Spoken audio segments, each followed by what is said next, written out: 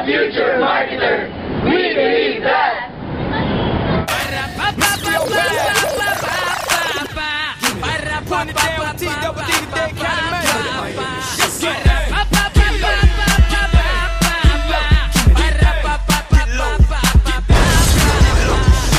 it's Mr. Worldwide! As a future marketer, I believe that every mistake I've done will serve as stepping stone for my success. We marketers need to give the needs and wants of the customer to reach the peak of their satisfaction. Nowadays, customer satisfaction has been a great part of being a marketer. If we succeed in delighting the customer, they will eventually repeat doing transaction with us. Don't forget that Revolution album in stores here! DJ Noodles, DJ Borders, and Pitbull!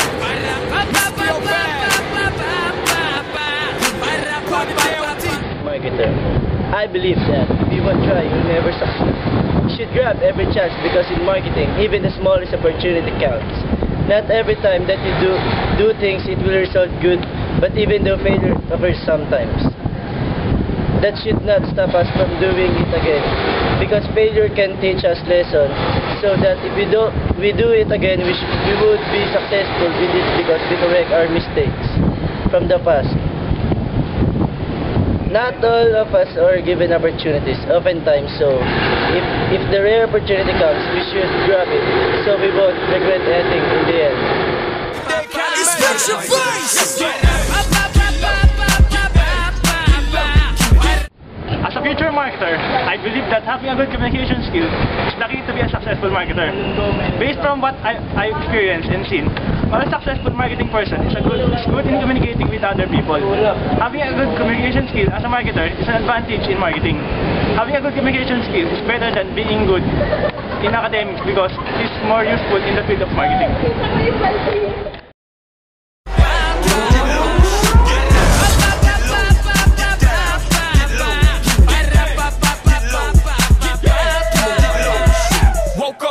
Morning with my pockets on E. As a future marketer, I believe that we should not deceive or mislead customers with false information about the product. We should always be fair with customers for us to gain their trust, because it will be the key in establishing good customer relationships. Back when I was small, I've learned a simple lesson from my parents. They told me that I should not lie just to please someone, because according to them, I rather fail telling the truth than achieving my goals with a lie. And as the saying goes, truth will set us free. As a future marketer, I believe that getting the customer satisfied is the key to success in our chosen field. Because meeting or exceeding the customer's expectation leads them to become a loyal customer. And that is praised from my observation and experience. I can still remember the first time I visited Cecil's salon. Way back 2008. Cecil is the owner of the salon. She personally attended my needs and do her dressing to me. I was more amazed when she gave me the free soda, since it was my first time to go there. Since then, I became a loyal customer of Cecil's salon, and I also promote it to my friends.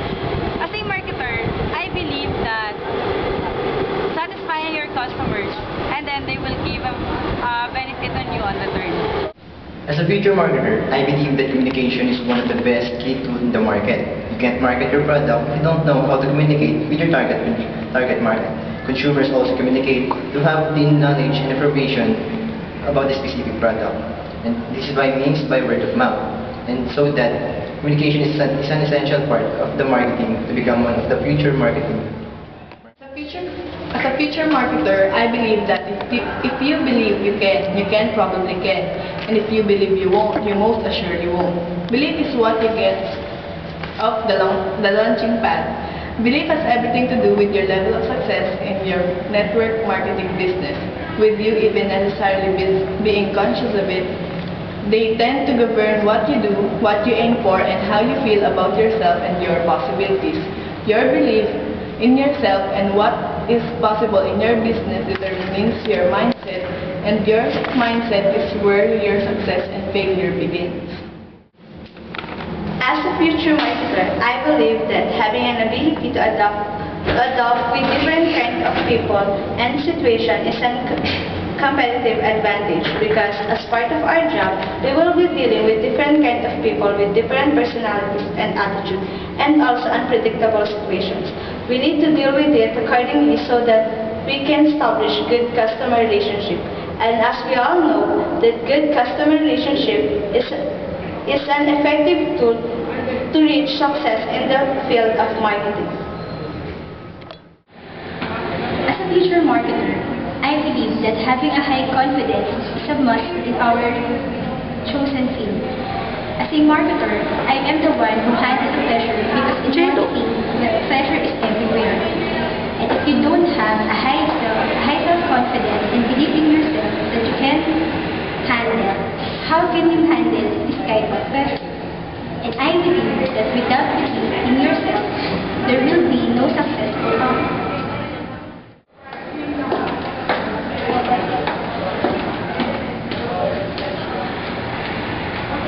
As a future marketer, we should always remember that our future lies to us. It's dependent upon us on how we would handle it. To have a better outcome, we must be passionate on what we are doing. Because for me, to have love and desire is to have a better future.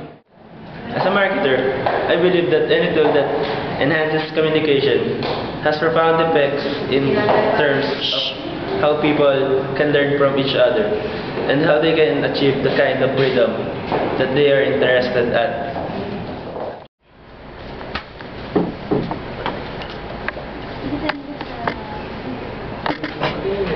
As a future marketer, I believe that if you ain't first, then you're last. You should do whatever it takes to help your company to be number one. Marketing is all about competition. You should be on top and outgame or kill your competitors so that you'll be successful in the marketing arena. Almost everyone in marketing field are educated and experienced. Well, it's not about the education.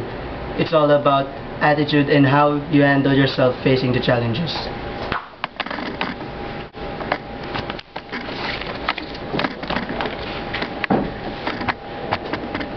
As a future marketer, I believe that rejection will be part of our life. We cannot please everybody. We will experience rejection and failure. Sometimes it is a matter of how we get up and how we prove to others who we are. Like a product in a merchandise, rejection of a product is very usual. Still, promoting it will continue as long as it exists.